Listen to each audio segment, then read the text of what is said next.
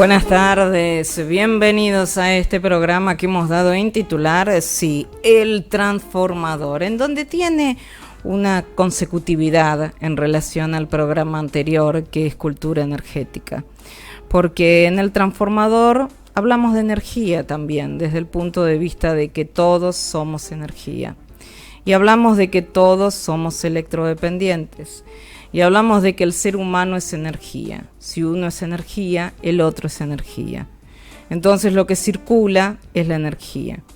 Y la energía también es lo que nos permite transformar. La energía es lo que nos permite cambiar. La energía es lo que nos permite salir muchas veces del acostumbramiento, porque la costumbre es uno de los lugares más conocidos. Me acostumbro a una situación y me quedo allí. Y el acostumbramiento, en lo que tiene que ver la dirigencia política, también en algunos casos es un lugar conocido. Lo difícil es cuando entras en territorio desconocido. Y esto pasa en las relaciones en general.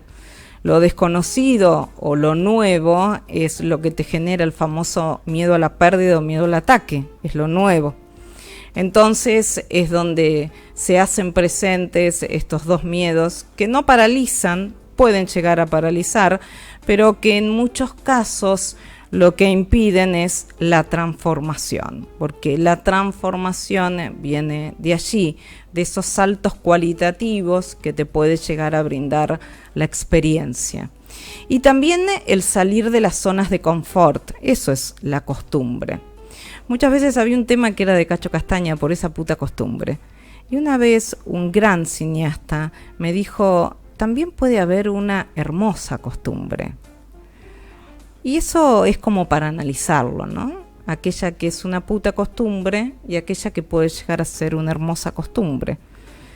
Pero lo importante es no quedarse en las determinadas zonas de confort en donde no nos permiten transformarnos, ni como personas, ni como sociedad, ni como dirigencia, en definitiva. Por consiguiente, nosotros hacemos el programa desde el punto de vista de transformarnos, desde el punto de vista de poder generar un proceso. La vida es un proceso, en definitiva. Y en ese proceso es preferible, en lugar de estar en zona de confort, creo yo, que equivocarnos y aprender de esos errores y aprender de esas equivocaciones y darnos cuenta que quizás algo que hoy le pasa a la sociedad es decir, mientras hay vida hay esperanza, porque muchas veces me cuestiono qué es lo que le puede llegar a pasar a la sociedad hoy, qué es lo que nos pasa, porque uno dice la sociedad como si fuera el otro, nosotros somos la sociedad. Claro. Por consiguiente, ¿qué es lo que nos pasa? ¿Nos estamos quedando en mientras hay vida y esperanza? Y en ese mientras hay vida y esperanza, ¿hay alguna posibilidad de perder la vida o hay alguna posibilidad de perder las zonas de confort? Porque fíjense que nosotros salimos en pos de la transformación cuando perdemos nuestros lugares de confort, porque aparece ese miedo ahí al ataque o a la pérdida. Entonces ahí es donde nos movilizamos, nos sacan el confort, aparece la posibilidad de la pérdida o del ataque y me movilizo. Pero en el mientras tanto quedo en esa posición, en una posición en la cual por lo menos no me altera. Y si el otro se mata, que se mate. Si el otro tiene hambre, que tenga hambre. Si el otro se muere, que se muera. Pero mientras no me pase a mí, es otro de los puntos. Mientras hay vida y esperanza y el famoso mientras no me pase a mí. Y cuando te pasa, ahí se altera todo. Por eso que uno muchas veces escucha en las noticias que no hay medicamentos oncológicos, por ejemplo. No saben qué distinto que es cuando le pasa a uno. Pero les deseo que nunca les pase. Ese es el punto. Y es parte de la cultura argentina, el famoso mientras no me pase a mí. Y esto lo podemos ver en las farmacias, mientras yo pueda pagar mi medicamento, ¿qué me importa si tengo a alguien delante que dejó 3 medicamentos, un jubilado o una jubilada? La verdad, mientras yo todavía pueda pagar mis medicamentos, todo bien. Pobre viejo, pobre vieja, paso la puerta y listo, ya está, no hay ningún inconveniente. Roban al vecino. Ay, gracias a Dios no llegaron a mi puerta. Mirá, le robaron a Pedro. Oh, Martín. Oh, pobre el hombre, la señora. Pero no me pasa a mí. Y así creo que estamos un poco viviendo. Y por eso que no estamos generando transformaciones. Porque vivimos quizás en mientras no me pase a mí. Buenas tardes, bienvenidos a El Transformador. El Transformador, el lugar donde se discuten las políticas energéticas del país.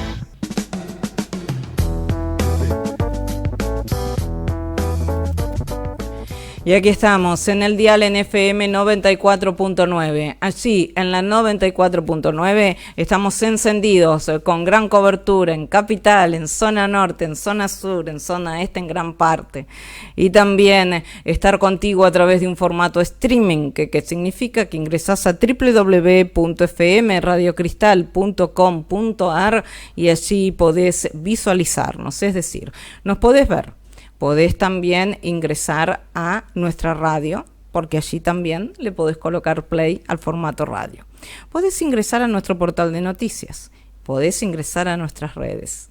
Y si no ingresas a la plataforma, lo podés hacer en Instagram, FM Radio Cristal 94.9. En Twitter, FM-Radio Cristal. En Facebook, Radio Cristal. Y también tenés la posibilidad del canal de YouTube, que a la tardecita noche se suben todos los programas. Radio Cristal 94.9. Y dicho esto, también te digo que tenemos aplicación propia. Si faltaba algo, tenemos el dial. Tenemos la plataforma vía streaming y también tenemos aplicación propia. La aplicación propia es FM Radio Cristal. ¿De qué manera? En la plataforma www.fmradiocristal.com.ar la podés descargar. Pero si no, en Google colocas FM Radio Cristal, descargar. Todos los aparatos Android pueden tener esta aplicación. Y ¿saben qué? Con un solo clic pueden ingresar desde cualquier parte del mundo. El link de la plataforma, con un solo clic a ese link pueden ingresar desde cualquier parte del mundo. Es decir, la antena tiene un límite. El streaming no tiene límites. Por eso que acá estamos haciendo ambos, en la fusión del año, lo tradicional y lo nuevo. ¿Para qué? Para no acostumbrarnos y para transformarnos. Bienvenidos a FM Radio Cristal 94.9.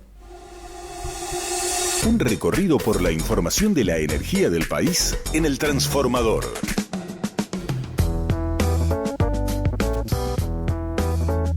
Me gustan las cortinas que aplica a veces mi querido Daniel Martín. ¿Cómo le va, Daniel Martín? ¿Bien? ¿Cómo se siente desde el martes con un añito más? ¿Todo bien? ¿Todo bien? Yo lo único que noto, Daniel Martín, es que usted en cualquier momento se va a su casa no caminando. Usted se va a su casa con ese sillón.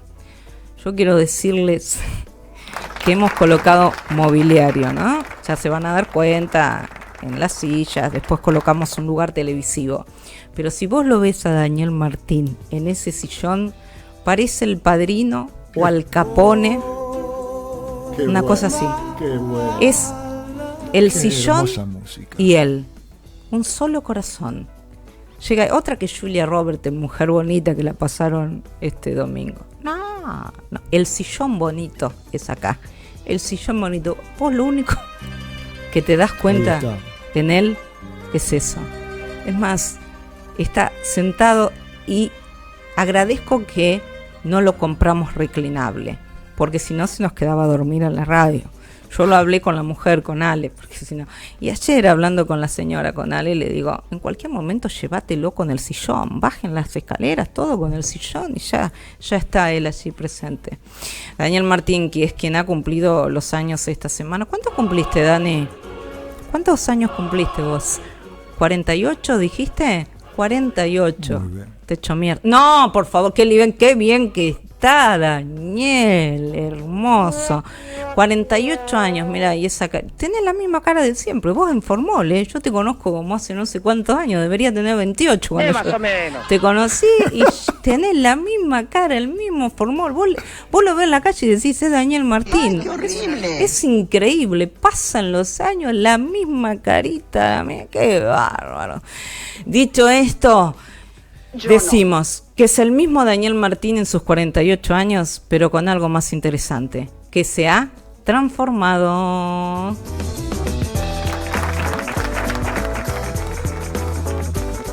Es más, ha dejado llaves y ahora ha tomado otras. ¡Ah! Bien, Dani. Ese es mi Daniel Martín. Daniel Martín, si cumplió 48 años ahora, después que se le cayeron 3 antenas en un mismo día, le puede pasar cualquier cosa a Daniel.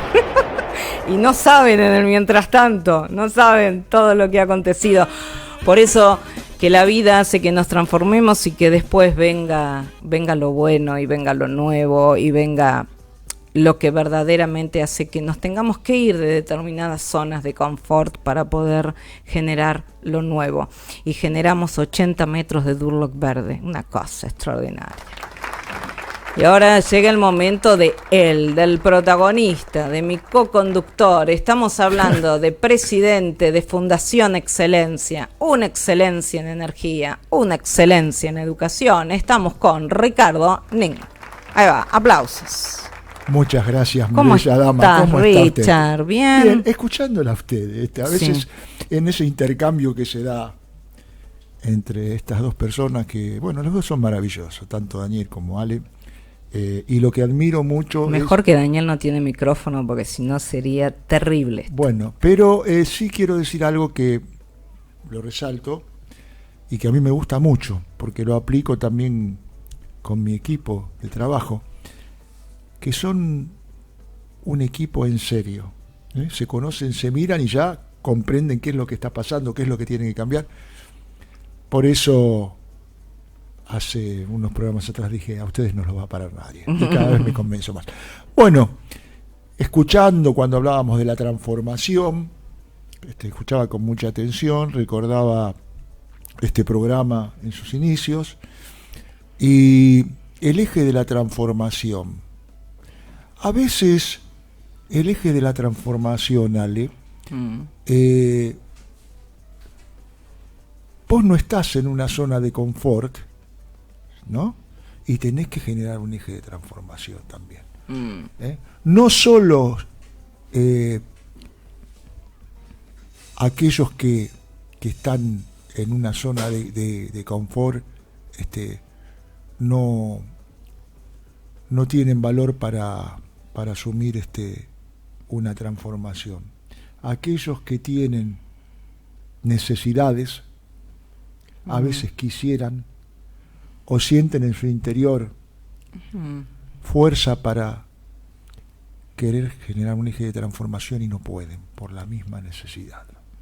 Hay que analizar mucho sociológicamente todo, Ale, porque la transformación es algo mágica, la transformación es crecimiento, la transformación es tener valores, la transformación es tener valor para asumir esa transformación.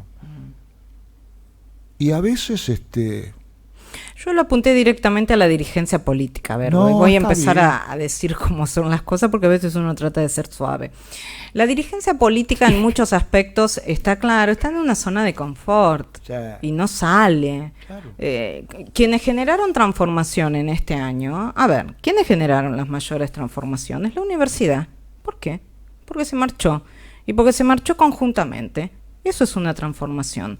Más allá de que los resultados ahora sean adrede, me parece, para una universidad, pero se va a generar una transformación, que no se quepa la menor duda. Después, ¿quiénes se fueron de su zona de confort, que estuvieron 4 añitos, Los 4 años pasados, muchos estuvieron en zona de confort, otros no. Pero dentro de la CGT, la cúpula de la CGT, muchos estuvieron en zona de confort durante 4 años. Eso hay que decirlo. Otros rompían desde abajo, desde las bases, diciendo, busquen el GPS a la Casa Rosada de Alberto Fernández. Eso es verdad también, Pero, ¿dónde se generó otra transformación? En el movimiento obrero. El movimiento obrero movilizado se generó la transformación. Es decir, cuando se salió de las zonas de confort, se genera. ¿Quién es la única que hablábamos en la hora anterior? Que sale de la zona de confort. Cristina Fernández de Kirchner es la única. Sale de la zona de confort. Y bueno, y ahí se generan por lo menos ciertas transformaciones.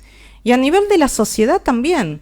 Lo que pasa es que quien tiene la necesidad básica, esto lo decía Maslow, la necesidad básica, la primera es la de alimento. Si no tenés la de alimento, no podés ir a la de vivienda. Entonces, quien tiene hambre hoy en día, es obvio que le va a resultar muy difícil salir, porque le va a imperar el hambre.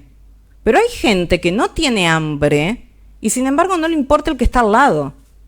Y sin embargo el que está en la calle se lo pisa. Yo veo que la gente camina y pisa las frazadas de la gente que está en la calle. Entonces, nos tiene que pasar a cada uno. Y aparte de la necesidad de hambre, después viene la necesidad de vivienda y después viene la necesidad de seguridad y así sucesivamente. Pero cuando el hambre impera, como vos dijiste, impera el hambre, obviamente. ¿Cómo vas? Bueno, en cierto modo, sí, a veces salís, pero fíjate que no sale. No. La gente más vulnerable no es la que sale. No es la que sale. La clase media es la que siempre rompió con todo. Es la realidad. ¿Y cuándo rompió con todo? Cuando le tocaron los ahorros. Salió de su zona de confort. Hagamos un análisis de la realidad, de lo que pasó, cuando pasó. Cuando se le tocó a la clase media, se la pulverizó, ahí es donde se salió. Ahí es donde se generaron determinadas cuestiones y determinadas transformaciones. Por eso que los camiones hidrantes no están para la clase media, pero sí están para el zurdaje, para los supuestos zurdos o lágrimas de zurdos. Para eso está. Porque hay, discúlpenme, 5 personas que están cortando una calle y hay 3 camiones hidrantes. Es de película esto. Vamos a sincerarnos, lo veo yo, en el Congreso y en otros lados. Ahora, cuando fue la marcha universitaria, que había mucha clase media, también, no hubo un camión hidrante. Estaban puestitos, pero no pasó nada, ¿eh? Nada. Y se cortó cantidad de calles. Lo que sucede, bueno, lamento que no pude terminar el análisis que quería hacer porque no se dio, bueno, pero no importa. Porque si no las cosas, cuando no podemos darle un cierre, no se entienden. Pero a lo que vos te referís al tema, por ejemplo, de la marcha de la educación, que estaban los hidrantes. No se ejecutaron los hidrantes. No se ejecutaron los hidrantes, estaban ahí, pero ellos que primero amenazaron, rogaban que no se necesitaran los hidrantes, porque, claro, porque era el fin de ellos. Por eso. Porque era el fin de ellos. Y te digo más, no es casualidad que la ministra de Seguridad desapareció unos cuantos días, claro, de escena, porque todo lo que habló, todo lo que amenazó, quedó demostrado que cuando las sociedades se cansan, pueden hacer tronar su escarmiento. Entonces, así fue. Mucho cuidado con eso. Ahora, bueno, ya se nos fue el tiempo para seguir hablando de expresarte lo que quería decir de la transformación. No, nunca se va el tiempo. Sí, porque hay un invitado. No, pero no se va el tiempo porque todavía no lo contactamos. Así que continúas ese cierre. Bueno, te agradezco. Mira, yo creo que todos quieren generar un eje de transformación, los que están abajo, porque quieren estar mejor en esa lucha constante. Aquellos que en su salud mental por lo menos tienen la esperanza y no están desequilibrados. Hay otros que se quebraron y eso ya para ellos no tienen salida. Pero ¿sabes dónde yo lo vi? Igual hay rotos de clase alta, ¿eh? No, está bien. A ver, yo me estoy refiriendo a una clase. Si querés, después vamos a la clase alta. Rotos hay en todos lados. Rotos hay en todos lados. Porque si no hubiera rotos, la mayoría de los suicidios no serían de gente media o alta. Más que los pobres. Y para que haya un roto y un descosido. Por supuesto, siempre. Pero, a ver, el eje de transformación se da en la gente que siempre quiere estar un poco mejor. Y a veces yo me he sorprendido por una experiencia que tuve el año pasado, porque uno va aprendiendo con lo que va viendo. con gente que reunido con una profesional, me dice, bueno, si podemos recuperar a 5 ya estamos haciendo algo muy importante. Bueno, era gente que para la mayoría de estas sociedades no tenía recuperación, no tenía esperanza, no tenían voluntad de generar interiormente un eje de transformación. Y sorpresivamente era gente de la calle, era gente que había sido abandonada, que había sido violada, que había sido golpeada, gente que estuvo en la droga, en fin. Y me sorprendí, como cuando está el afecto, el interés, cuando vos de tu lado demostrás que estás preocupado, y más que preocupado, que estás dispuesto a generar alguna herramienta para ayudar a ese eje de transformación, se generan ejes de transformación. Ahí también se generan ejes de transformación. En la gente que ya estaba en la última. Ahora, y te puedo asegurar que hablamos de 5 personas y el eje de transformación se dio en 40. En relación a lo que decís también, Ricardo, yo lo que percibo es que se realiza un trabajo vinculado a, entre comillas, sacar la gente de la calle. Y a veces te dicen que los que no sacan de la calle son los que tienen un problema psiquiátrico, que quieren quedar en la calle. Hay muchísimos dirigentes. No es así. Hay muchísimos dirigentes que te dicen sí, eso. Claro, pero bueno, eso es lo más fácil. Ahora les digo una cosa a todos esos dirigentes. Ahí está. Si tienen a alguien que tiene un problema psiquiátrico, en lugar de trasladarlo a un comedor o a un lugar de seguridad, se traslada a un nosocomio. O se traslada a lugares específicos para aquellos que tienen problemas psiquiátricos. Porque yo no conozco personas que caminan, porque te aclaro, psicópatas tenés caminando por la calle muchísimos. Y algunos hasta pueden llegar a lugares muy importantes. Así es. Entonces, como hay hogares para destinar, también hay destinos a nivel psicológico y psiquiátrico para lograr. Es decir, no es una excusa eso, porque la verdad que me harta cuando dicen que la gente no quiere salir de la calle porque son locos o locas o lo que fuera. No es así. No es así, pero si fuera así, hay que trasladarlo a como corresponde un lugar que sea para ese cuidado. Mirá, estoy totalmente de acuerdo con lo que decís y casualmente una nueva experiencia que vamos a tener. Ahora sí vamos a enganchar a nuestro invitado. Es con gente que está con graves problemas de salud mental. Vamos a trabajar también en ese eje de transformación. Es un desafío que lo vamos a hacer este año. Y después te voy a comentar en algún momento, cuando termine eso, cuáles fueron los resultados. Porque seguramente van a ser positivos, porque cuando se le da un espacio a la locura, es maravillosa también. Así es. Y en el espacio a la locura aprendemos también los que nos creemos cuerdos. Claro, que no estamos tan cuerdos. Claro, te voy a contar una experiencia. Hace un tiempo fui a una radio, ¿no?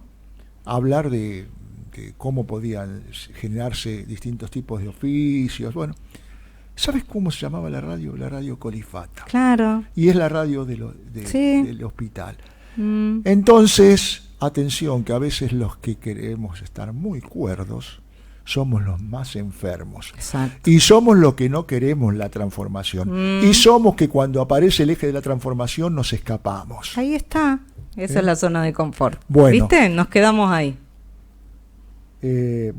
Está el invitado. Al final estamos todos de acuerdo. Bueno, pero sí, vamos a eso tener... es lo lindo, ¿viste? ¿Viste? Eso es lo lindo. Terminamos acordando, una cosa extraordinaria, una cosa fantástica. Richard, si yo te digo Héctor Sánchez, ¿quién es para vos? Bueno, Héctor Sánchez. Porque siempre hago yo la presentación, me gustaría que la hagas vos. Bueno, Héctor Sánchez es un investigador. Héctor Sánchez es un hombre que constantemente está viendo la realidad del mundo, de la geopolítica internacional y la realidad de la política nacional. Es un hombre, como bien lo definiste una vez vos cuando se presentó, que dice: soy Héctor Sánchez y estoy dispuesto a colaborar, a dar mi palabra. Es un hombre, como docente, que cuando se para frente a un grupo, genera siempre el ida y vuelta, no habla él. Y es un hombre, por sobre todas las cosas, que yo lo defino como un hermano, como un amigo, pero como un gran tipo. Si vos vas, pues es que yo googleo y veo a cada personaje chantas que se prefabrican. Es verdad. Y yo te los puedo... Un día tirame algunos nombres, yo no tengo problema. Total, a esta altura de mi vida ya... Es verdad. Y Héctor Sánchez, vos lo googleás y aparece muy poco Héctor Sánchez. Ahora vos preguntá en Francia sobre Héctor Sánchez, preguntá en Italia sobre en cualquier Héctor parte Sánchez, del mundo. Y sentate con los personajes que se sientan con Héctor Sánchez. Y quienes van a preguntarle a Héctor Sánchez algunas cosas interesantes. Bueno, vamos a decir que también te das cuenta de quién es porque él se define simplemente como una buena persona. Y es así, cuando dije un gran tipo, yo cuando digo un gran tipo, una gran tipa, estoy hablando de que son grandes personas. Héctor Sánchez no habla nunca de él. Nunca se pone en una posición intelectual. Héctor Sánchez es simplemente un ser humano que yo lo defino con una gran sabiduría. Porque los tipos sencillos, los tipos que no hablan de él, los tipos que no son egocéntricos, son en donde encontrás la gran sabiduría. Y este es un ejemplo, más allá de haber pasado por la universidad, de no haber renegado nunca de su origen, de no haber sacado sus cartones, como decía otro amigo mío, que vive en Neuquén, los cartones. Cuando no sacamos los cartones, y ahí me gusta porque es para mí también, cuando no sacamos los cartones o cuando no decimos qué somos y en dónde estuvimos, ¿te acordás que el otro día yo dije, no, yo no quería, ¿por qué dijiste eso? Sí. También marca qué clase de personas somos. Sí. Y eso no lo digo por Ricardo, lo digo por Héctor. Buenas tardes, ¿cómo estás, Héctor Sánchez? Bienvenido, maestro. Buenas tardes, después de esta propaganda. No es ninguna propaganda, amigo querido. Bueno, bacanudo. Bueno, Héctor, como tal? siempre es un verdadero placer tenerte y recién hablaba de que sos uno de los grandes analistas de la política argentina y la geopolítica y me gustaría un análisis tuyo de en qué situación geopolítica para vos está nuestro país. Más que en breve a la tarde sale el presidente de la Nación para hacer un meeting en Vox. Sí. Bueno, la situación actual es una situación gravísima, gravísima. Si la vemos desde el punto de vista de la continuidad de nosotros como país. Ahora, si la vemos desde el punto de vista de nosotros insertándonos en el nuevo orden mundial como una colonia, es el mejor momento. No, es el mejor momento. Nunca, ni siquiera en el año 30, hubo un grado de destrucción tan grande como el que están ahora planeando. Y para peor desgracia, es decir, todos están jugando en esa dirección, algunos en forma consciente y otros en forma inconsciente. Muy bueno. Los que juegan en forma inconsciente es porque están permanentemente prendidos al palabrerío. Buenos discursos, inclusive hay buenos análisis de situación, pero el problema ya pasó. El momento del análisis. Ahora es el momento de formar grupos de equipos que planeen lo que va a ocurrir después que esto colapse. Porque indefectiblemente vamos hacia un colapso. Porque el proyecto que están desarrollando actualmente es un proyecto insostenible en la dinámica del mundo actual. Vamos a ser una colonia de un orden decadente. Y ese orden decadente, para ejemplificarlo con claridad, y todo el mundo tendría que analizar, es la empresa Boeing. Muy bueno aviones. Lo que estás diciendo, muy bueno. Porque la empresa Boeing marca todos los defectos que se han introducido cuando se financiarizó el desarrollo de Estados Unidos. Es decir, fundamentalmente tiene de común con nuestro momento actual en todos los niveles el desprecio por el ser humano. Y no me estoy refiriendo al desprecio por el ser humano con ese discurso lacrimógeno en el que hablamos de los muertos de hambre, que existe, de la gente que se cae del sistema, que existe, de la situación de la mitad de la población que va a sobrar con este proyecto. Me estoy refiriendo al desprecio por la gente que tiene habilidad y que sabe hacer cosas. Muy bueno. Por eso es que es interesante analizar la dinámica de Boeing, porque Boeing en este momento, con todos los accidentes que tiene, es porque durante toda la época de financiarización, en la cual el objetivo fundamental fue que maximizar la ganancia para los accionistas, se despreció la capacidad de hacer de su gente. Cuando se desprecia la capacidad de hacer de la gente, como está ocurriendo en este momento al cerrar el proyecto de central nuclear en Atucha, sí, se genera una discontinuidad que es irreparable, porque esta gente que está actualmente, que son zombies, es decir, que se alimenta de carroña, muy bueno.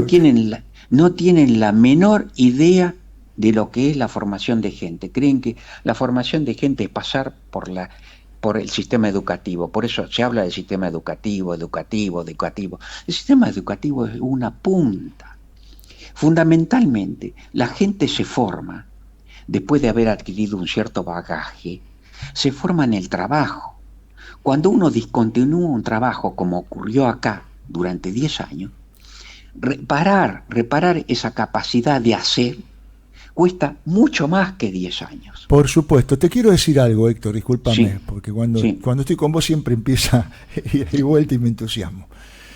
Vos diste el caso de Boeing y vos hablaste del proyecto nuclear, podemos agregar a eso todo el proyecto de satelital, podemos agregar a eso todo el proyecto del lanzador, que tenemos un plazo que teníamos, porque ya se paró todo, para no ser dependientes en eso. Podemos hablar del dique del sur, podemos hablar un montón de cosas. Sí. Pero a lo que voy es a lo siguiente. En el año 90, 89, 90, ya venía de antes, pero ahí se generalizó, ya venía de la etapa radical, porque el proyecto nuclear con la Peña a la cabeza en la etapa radical, vos sabés que se paralizó totalmente. ¿Te acordás? Totalmente, yo estaba en ese momento. Bueno, vos lo conocés. Ahora, recuerdo que en aquel momento muchos de nuestros científicos se fueron para Ilha Solteira. Ilha Solteira es una isla que está cerca de Río de Janeiro, en el Brasil, donde está todo el complejo nuclear de la República. Tengo amigos allá. Bueno, ahora, vos fijate que es como, bien dijiste vos en una oportunidad, aspiran.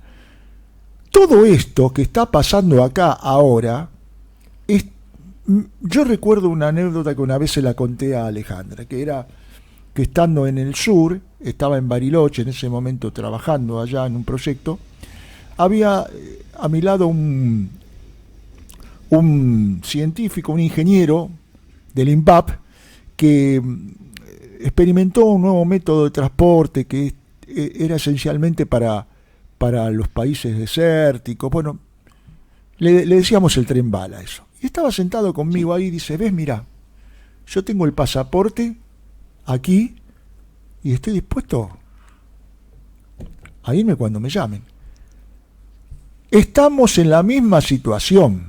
Y nos van a aspirar, pero esta vez en peor situación, nos van a aspirar sí, a un montón de científicos y de médicos y de todo lo demás, porque fíjate que la misión que cumplieron los médicos argentinos en España en su momento fue clave para el desarrollo. Por ejemplo, la escuela de odontología y todo lo demás que le hicieron argentinos. Sí. Pero al tema científico, fíjate que hoy están esperando eso en los países europeos. Llevárselos. Bueno, se ofrezca... ellos tienen un mecanismo natural. Cuando ven que ocurrió después de la Segunda Guerra Mundial, Rusia y Estados Unidos aspiraron de Alemania. Claro. pero es que el mundo que tiene un proyecto estratégico Sí, está permanentemente a la búsqueda de gente que sepa dirigir y hacer. claro, Y nosotros estamos en la etapa del chamullo, claro. el chamullo. Sí, Algunos señor. muy lindos, algunos muy lindos, y otros que ya empiezan a hacer agua. Yo ya te hablé, no, que no quiero hablarlo por radio. No, está Ahora bien, pero empiezan a ¿cómo hacer. rompemos el chamullo, Héctor? Bueno, es muy difícil porque no tenemos, bueno, porque el grado de destrucción es muy grande, muy grande. Es decir, en este momento se exacerba la guerra natural que siempre existe en todo sistema social, en todo sistema mundial. Hay tres tipos de guerra, hay tres tipos de guerra que permanentemente se desarrollan. Sí. La guerra armada, en la cual intervienen los ejércitos, la guerra comercial Ujú. y la guerra psicohistórica. Muy bueno. La En guerra la, psicohistórica. en la guerra armada, es decir, si uno tiene fortaleza en uno de estos tres, logra subsistir. Por ejemplo, Estados Unidos hoy pierde en la guerra comercial y pierde en la guerra psicohistórica. Sí. La guerra psicohistórica es el relato que unifica el pensamiento de todo un pueblo en una dirección. Claro. Estados Unidos ya no anda ni en una ni en la otra, pero tiene la capacidad de destrucción, Claro. por supuesto, Claro. decadente, Claro. decadente, la va a al punto tal de que no se anima a alargar la guerra. Nosotros, después de la guerra de las Malvinas, que le hicimos el juicio a los militares, y bien hecho estaba en el juicio de los militares, pero mal hecho el motivo, mal hecho el motivo. El motivo era traición a la patria. Ujú. En cambio, Estados Unidos dinamizó el juicio por los derechos humanos, que también pero era secundario. Sí, es doloroso, pero era secundario. El fundamental era la traición a la patria. ¿En qué consistió la traición a la patria?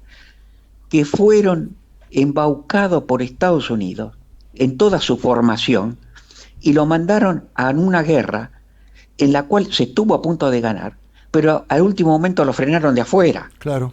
Y no tuvieron el coraje y la fuerza de reencontrarse con la patria.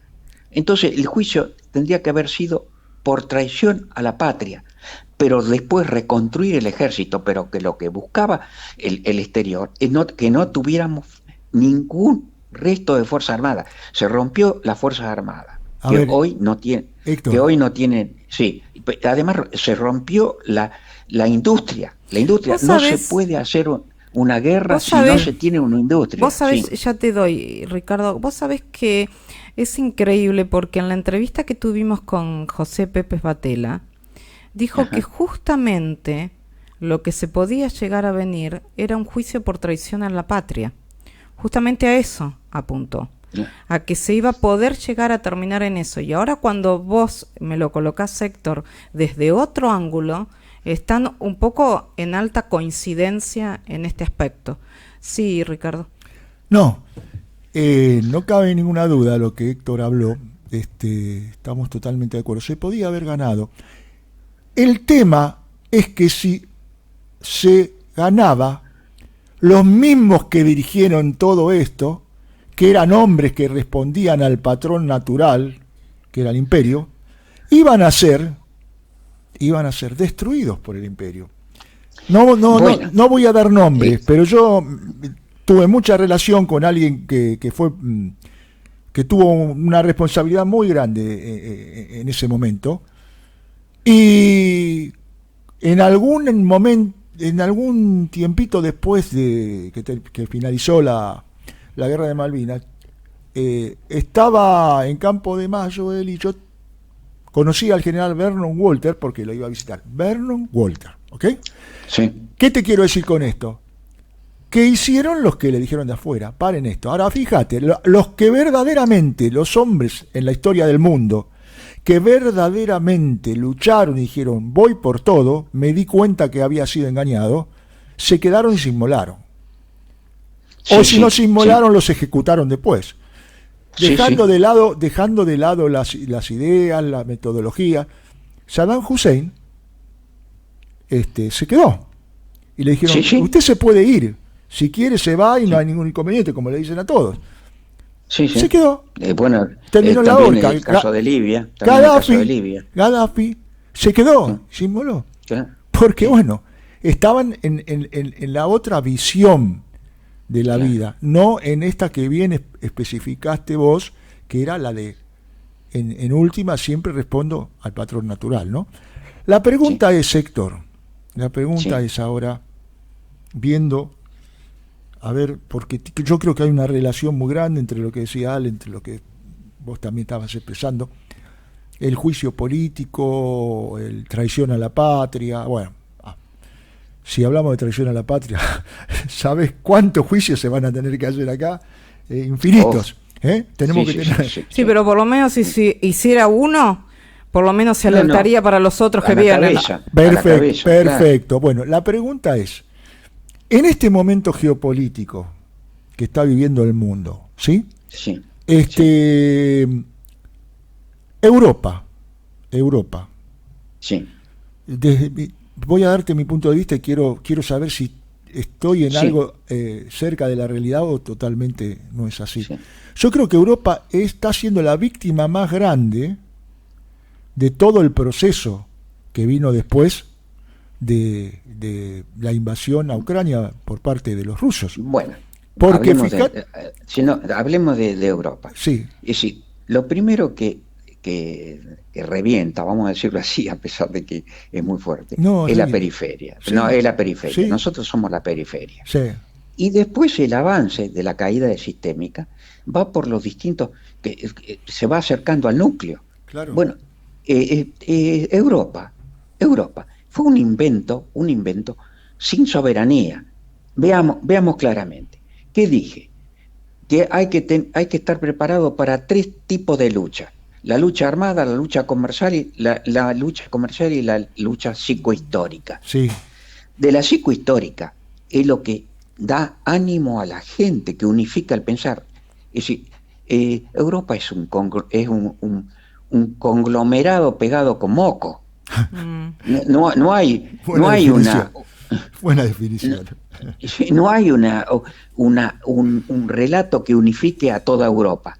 Comercialmente, muy bien, Estados Unidos le reventó ahí el abastecimiento de energía barata de Rusia y